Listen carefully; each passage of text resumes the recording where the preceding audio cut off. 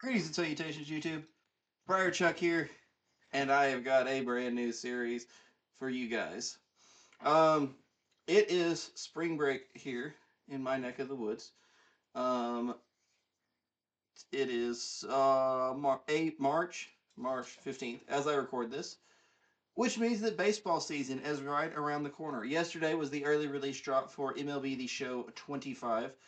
Um, and I've been very excited. I've been waiting for this. I am so excited for baseball season. Um, for any of you that don't know, football is my number one sport. And really, it used to be basketball was my number two, but I think baseball's probably moved ahead of it. Um, I like hockey too. Just I don't know it as well. I don't watch as many games. But yeah, I'm super excited for baseball season. Especially because I'm a Rangers fan. Um, and last year was their down year, so that means if we're following the Bruce Bochy system, they should win this year. Um, but I was also very excited for MLB The Show. I'm very dedicated to getting a good franchise out for you guys. I went back and forth for a while about which teams I was going to use, and I really had it narrowed down to three teams. Um, the One of them was the San Diego Padres. I am also a big Padres fan. They are my National League team, mostly because of Fernando Tatis. He is my favorite player. He's really the player that got me back into baseball. Just I saw some of his highlights. And I was like, wow. Um, and so I kind of started watching it again, and then really got into it in 2023 when the Rangers made their run. And so, yeah, um, the Padres obviously don't have a World Series, but they have a very good roster. It honestly is better than I figured it would be coming in. So when I saw what the team rankings were, I kind of immediately eliminated them. So they were really the last one, the first one to go. I also thought about Tampa Bay. They really just don't have a lot going on, man. There's not a whole lot to be excited about for them. They don't even have. They are playing in the Yankees spring training home. That's just crazy. Um, so the Rays again, they got eliminated, and the last team, and the team that was really on my mind for a while, and then I took them away when I saw the Garrett Crochet trade and the Alex Bregman signing and just some of that. It is the Boston Red Sox. They are the 20th ranked team in the majors. They are sixth in contact, 17th in power. Pitching is 24th, 12th in defense, 10th in speed. So solid overall, but they are technically speaking a bottom 10 team in the majors. It's been a while since they've won. They are, of course, one of the historic franchises.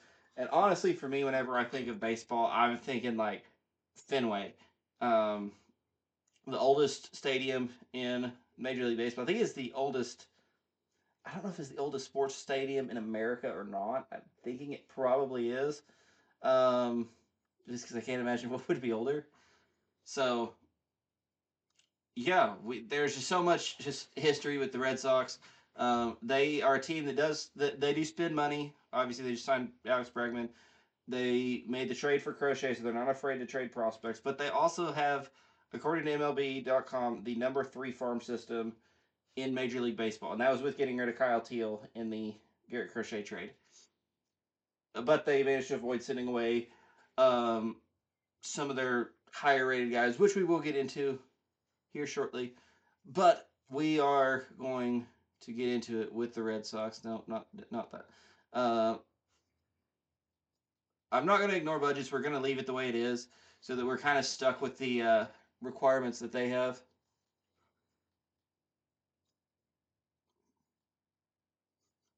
Um, Actually, I'm going to set this later so that I can just simulate through spring training and not have to jump in. Um, so we're gonna go over the team and then we're gonna talk about how I want to build it in a way and build it in a way that makes sense and what kind of my inspirations are for that. So first of all, okay, hold on, I gotta. Oh, by the by, I got another new microphone. This one I think should be a lot better than the one before. So let me know. But which there's only like two or three videos on the channel with the old mic anyway, so whatever. Or with mic before this.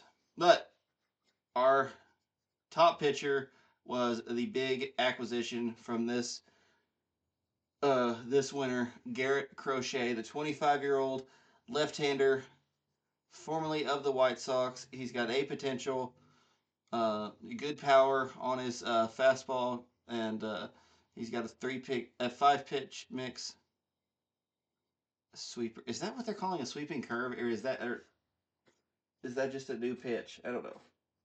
Somebody that knows more about baseball, let me know. But Crochet is basically set up to be our ace of the future going forward. He fits along with the timeline of our team, so we'll be able to ride with him for a while. Next is Tanner Hawk, who I think had a pretty solid year last year. ERA 3.12, which is looking like his best. Not counting that, but that doesn't count. So he really made a big step up last year. Uh, Big improvement on his strikeout numbers too. So 19 quality starts, one one complete game, one shutout. Only threw 2 wild pitches. It's pretty impressive.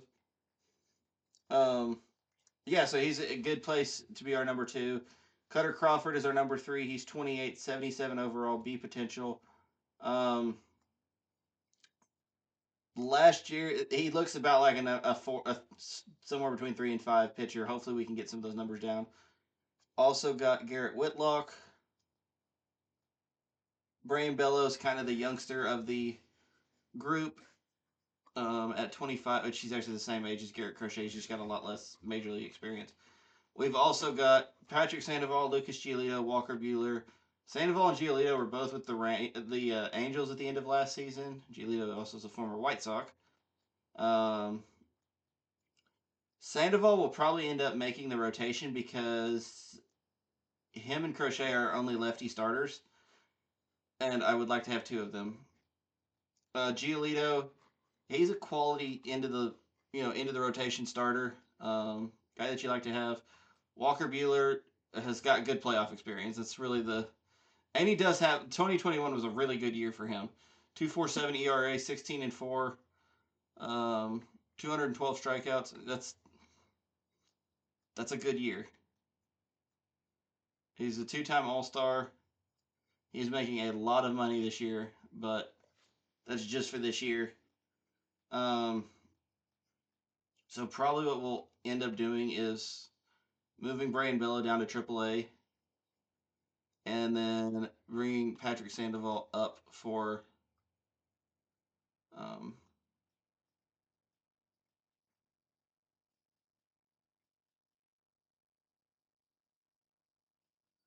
uh, bringing Patrick Sandoval up, and I'm actually going to go ahead and add him to the 40-man roster now. That way, it's easier to do later.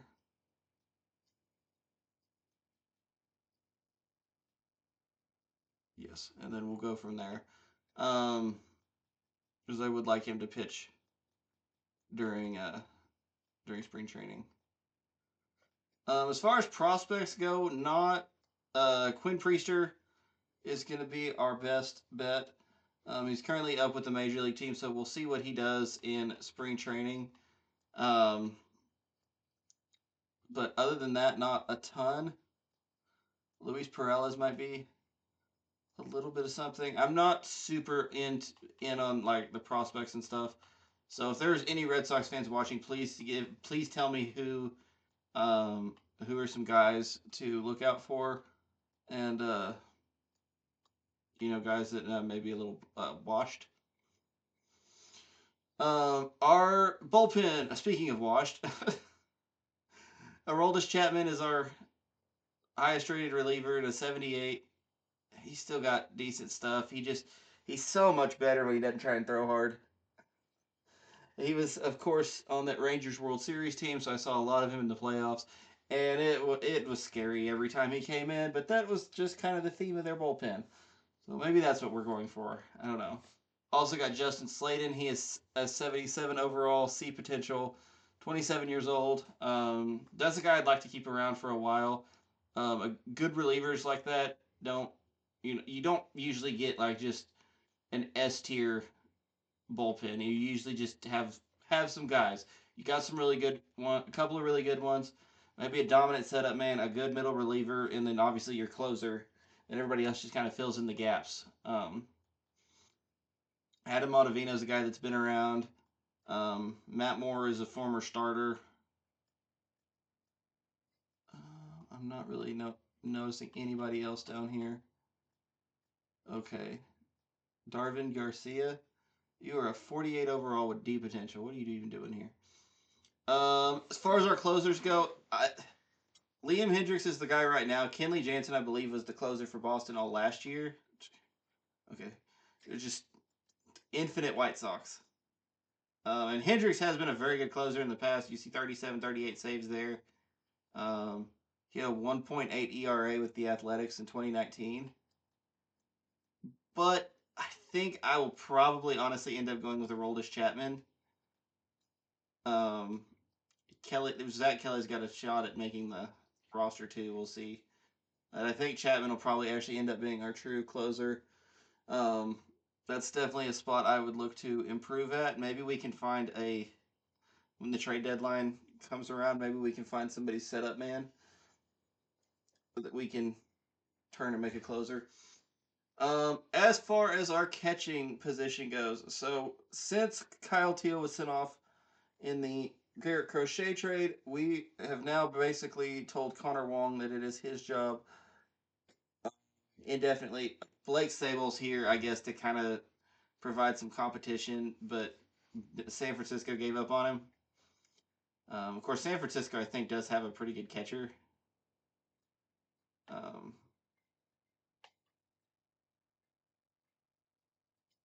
It would have been easier going this way. Okay, Patrick Bailey, I guess was who I was thinking of. I thought he had a more fairly productive year. Okay, I don't know. Anyway, that's who I was thinking of. Evidently, not as dominant as I was thinking. Not opposed to a catching improvement, but Wong definitely he's not bad. He's a good contact hitter, which is really all you can ask for. Fielding is very, very lacking. That's something we need to improve. Sayball's not the answer there, and we don't really have one on the roster that's an improvement. So catcher is we need a good fielding catcher, and Connor Wong is not that. So first base is Tristan Casas. He's one of the young guys I'm pretty excited about. He's been in the league for this is going to be his fourth full year in the majors. He was injured last year, but he's got good power potential. Left-handed bat, and I think we can definitely develop him to give our corner infield make it a really solid position for us. At second base, we have the big free agent signing, Alex Bregman, former third baseman for the Houston Astros. As a Rangers fan, it brings me great joy to see the Astros falling apart. Bregman is a fairly consistent hitter. Nowadays, obviously 2019 was an insane year for him. He's made 2 All-Star games. He was a Golden Glover last year, Silver Slugger in 2019, All-Star Game MVP in 2018, although that doesn't really matter. He is making a lot of money, but that's okay. It's just money. Romy Gonzalez is our backup. He will be making the team because that is position flexibility if I've ever seen it. Only person in the majors that I know that's any better is Isaiah Kiner Falefa, who literally does everything but pitch. Christian Campbell, I believe, is our number 2 prospect, but he is a top 10 prospect in the major leagues. So Bregman could run into a little bit of because he's should be ready pretty quick, and I think he's going to end up being a pretty good bat for us. We'll keep him in AAA. He may make a September call up. We'll see. I would like to keep him in the minors as much as I can. I think Yoelin Cespedes is also fairly highly regarded. But he's only 19, so we'll see where that goes.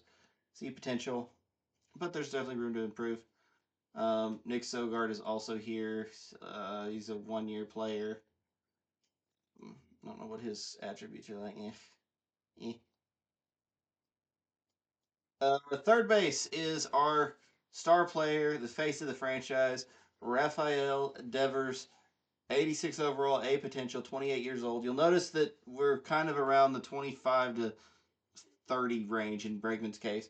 But Bregman really kind of does still fit in the timeline of the team. Big bat against righties, left-handed, uh, extreme pull hitter.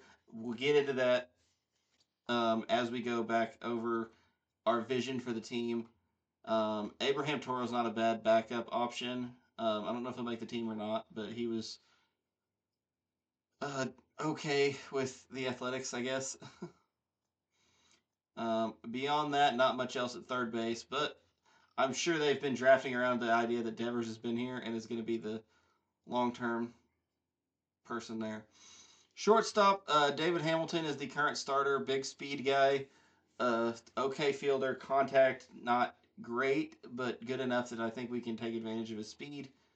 Trevor Story, great fielder. Wish he could play catcher.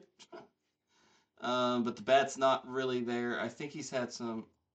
He's a former Rocky. Well, even his numbers with Colorado, so he's never really been a. He's. Oh wait, I was looking at the wrong thing. I was looking at his triples. So yeah, when he was in Colorado, big time power numbers, and then he came here. He's making a lot of money. He's a guy I'm going to look to move on from because we've got David Hamilton, we've got Marcelo Mayer, who's another one of our big time prospects that I'm excited about. And his bat looks like it's going to develop pretty well for us. And Vaughn Grissom is also um, a pretty solid player right now as well. Um, a good contact hitter, at least against lefties, which is a big deal in our lineup. So Trevor Story is a guy that I'm definitely going to look to move, and we may try and trade him before the season rolls around. Left field, the star in the outfield is Jaron Duran. He's an 86 overall, B potential, 28 years old, big time speed threat, good fielder, good durability, hits for contact really well. He will be our leadoff hitter. He had 21 home runs last year. You can see huge breakout for him, which he doubled his at bats, so that makes sense. But I'm very happy to have him. We also have Rob Refsnyder, veteran left fielder.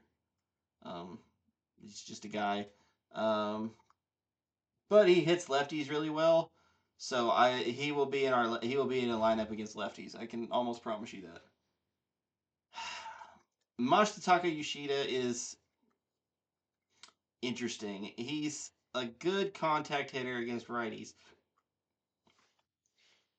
Um, Fielding is non-existent, so we don't need to have him out in the field. B potential, but he's already 31 years old, and again, I know he's not even a true rookie because he is playing in Japan. So he was playing he's playing real baseball. But he's also making $18 million for the next 3 years. This year and then 26 and 27. So we'll see how that goes. Um, yeah, so interesting situation there. Center field, Cedane Rafael is going to be the starter. Um, Again, I think he's got the potential to be a solid bat out there, and he's a great fielder. Um, So very happy about that. Roman Anthony is our top prospect. Again, looking like he's going to be a good bat. I hope. Um, and we'll see how he develops. Hopefully, it'll be very nicely. Um, Nothing else really of major note there. Again, if you are a Red Sox fan, and I'm missing some guys on this, um, because I'm pretty much just going off of potential and age and overall. Um, so yeah, please let me know. Right field is Wilyer Abreu. Good contact hitter against righties, lefties not so much. It's a pretty common thing in our lineup. He had 15 home runs last year. He's a 253 hitter. Good fielder, hell of an arm. So he will be playing, and hopefully he develops into something nice for us. Now, as for our plan for the roster, so at I wish I could just. I wish I had it pulled up and you could see a picture, but I'm not gonna make any cuts. But a lot of you probably know what Fenway Park looks like. Obviously, in left field, you've got the green monster, real hard to hit over there. Right field, you've got the bullpen out there that has got a really, really low fence, and I think it's fairly shallow. Let me look at the. I can pull up some numbers here. Um,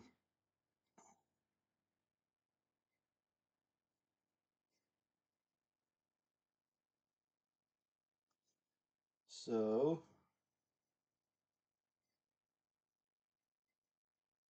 Fenway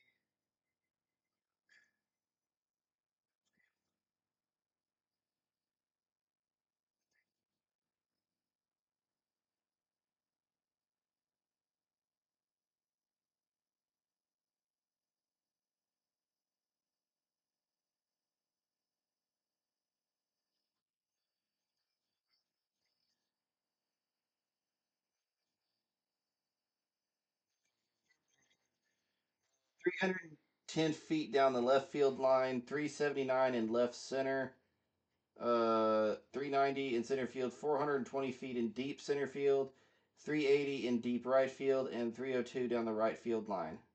So 302 is really short, but it's also, but yeah, it's got that really short fence, and obviously trying to hit to the monster is going to be a problem. So this idea, it's kind of gathered from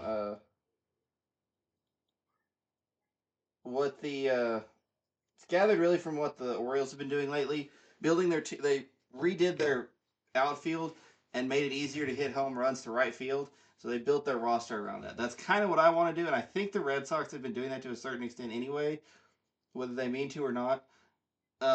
Devers is a left-handed bat with an extreme pull tendency. Big power hitter, so that means he's going to hit it that direction. Duran bats left. He's a whole field hitter, but lefties tend to hit more towards. We're going to tend to hit more towards that direction. Bregman, this is kind of a weird park for him because he's a righty with an extreme pull tendency. So that's tough. Costas is a left-handed bat. He does have a whole field tendency. Abreu, whole field lefty. Rafaela, whole field righty. So okay, maybe not as much as I was thinking, but Devers really kind of plays into that, and that's what I want to go with. So if I can find some, really, I need some righty bats that hit lefties well, that are opposite field hitters. But the odds of finding that aren't great. So some of these I'm going to go ahead. I'm going to go ahead and hand out some of these offers.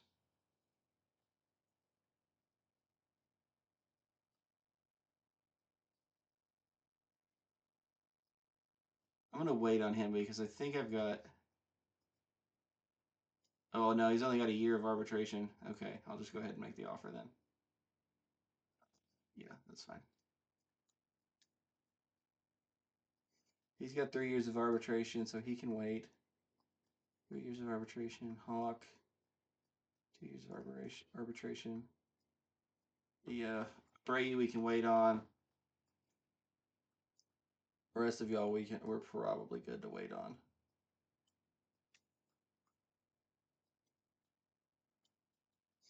So we've got Crochet locked up for 2 years. Um, we'll go and we'll look at our the top prospects. So as you can see here, Roman Anthony is the number 2 prospect in all of baseball. Christian Campbell is 4th. Roki Sasaki, the big time pitcher from Japan, is up here for the Dodgers. Walker Jenkins, who's going to probably be a pretty soon call up for the Twins.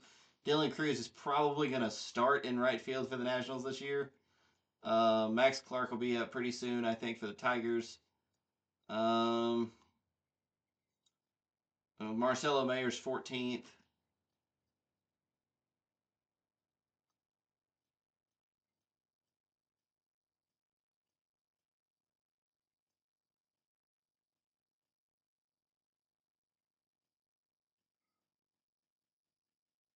Do we have anybody else? It's a very top heavy group, which I'm okay with.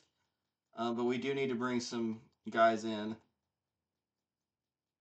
to get more depth in here. I'm surprised the Angels have a top 100, a prospect in the top 100, but we have three top 15 recruits, which is huge. Antonio Anderson is our fourth. Um, yeah, okay, so Cespedes is our eighth ranked prospect. Okay. So that's that.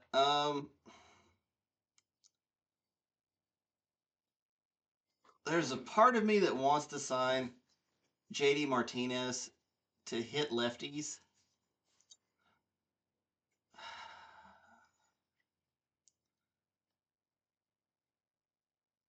Duran hits him okay. Actually, he's really not much better than Devers. Bregman doesn't hit lefties real well. Casas doesn't. Abreu doesn't. Rafaela doesn't. Wong hits him okay. Hamilton doesn't. Rev Snyder can hit lefties. I think Yoshida. No, Yoshida hits righties, not lefties. Okay. So there's a couple of guys on here that I know are going to be pretty much lefty killers. Um, JD Martinez really being one. That is an interesting last name. Aaron Hicks is actually pretty solid lefty killer too. Martinez has been a Red Sox in the past. Nick Senzel's the other guy. Um,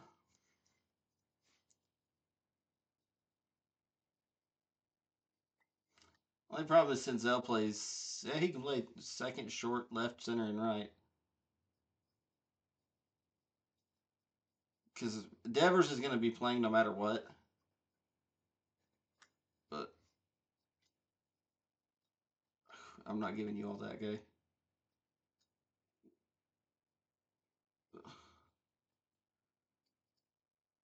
You have maxed out interest. What do you mean you're not looking for this?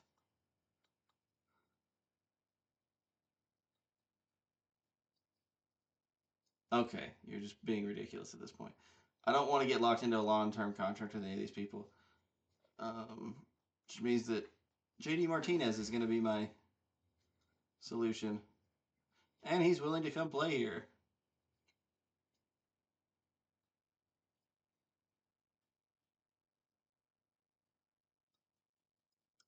So let's get him onto the roster.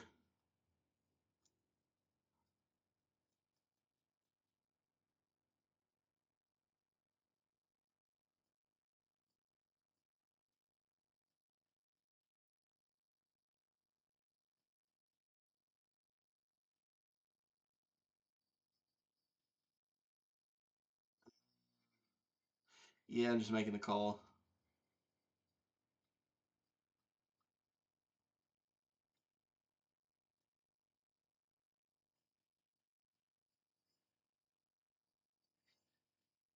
Get him some spring training. Okay.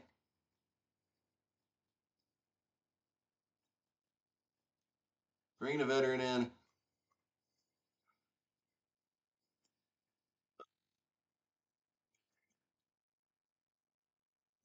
Back stiffness we can work with. 15 and 13 in the spring training. So what we're gonna do now? So rotation.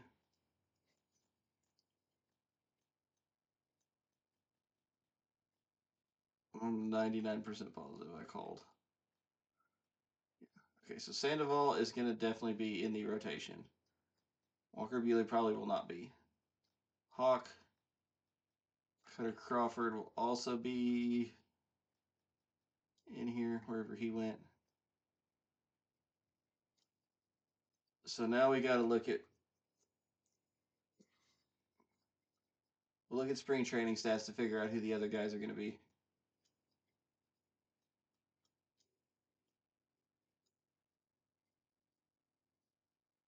Okay, so during Okay, so Cutter Crawford is pretty solid during uh, spring training. Tanner Hawk had a good spring training. Braden Bello was very good.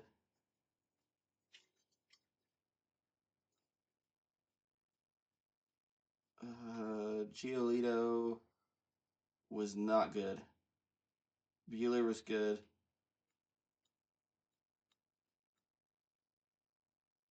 Whitlock didn't pitch.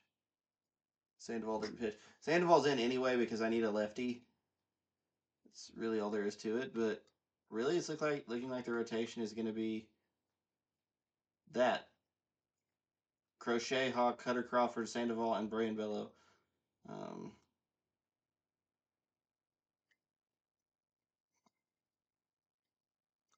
Hopefully, they don't do anything funky to my lineup. I mean, they're going to have to because they got to move guys down. But we're now the 18th ranked team. So let's see what they did. They sent Walker Bueller down to AAA. I'm okay with that.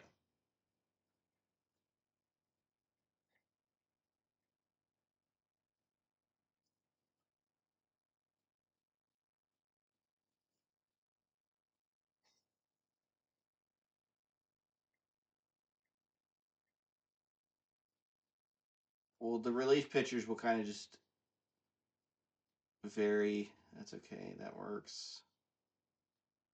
What did they end up doing with my?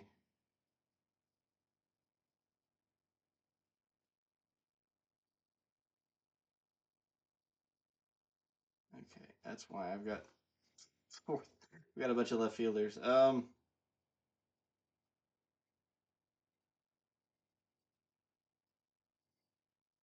Really need another infielder,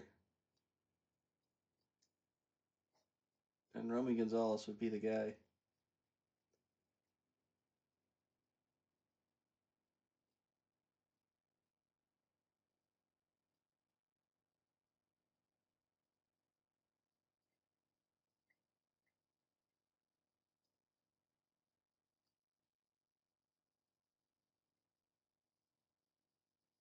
We'll do that.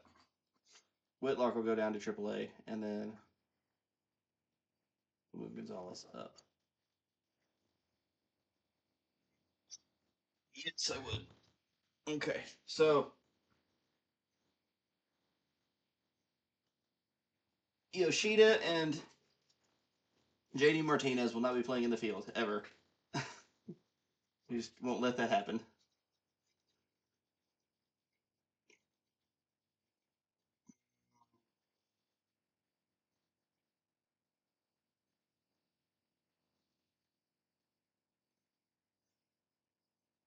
So let's go look at fix our pitching rotation, and then okay, Sandoval, Giolito, and a long relief role. They've got Chapman as our closer. I'm okay with that. Lineups. So against righties, we'll have Yoshida DH. That's fine. And then against lefties,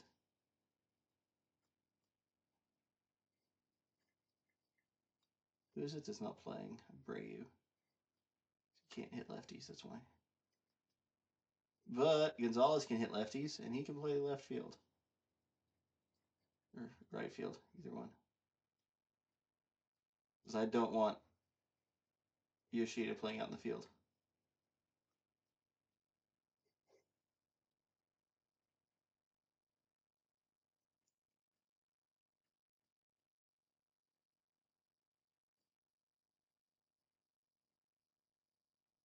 Is he really worse than, or is he really better than Hamilton? I guess so, vaguely.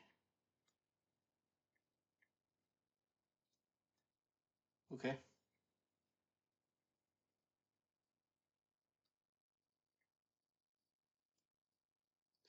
So many lefty bats in our lineup. Okay. What are we looking at on time? How long has this episode been? 34 minutes. Oh, I think that means that it is time to call it. I hope you guys are excited for Red Sox franchise here on MLB The Show. I definitely am. Um, we will keep rocking out with episodes. Um, I'll tell you what the game settings are going to be, and we'll get into opening day in the next one. This is Friar Chuck saying bye bye.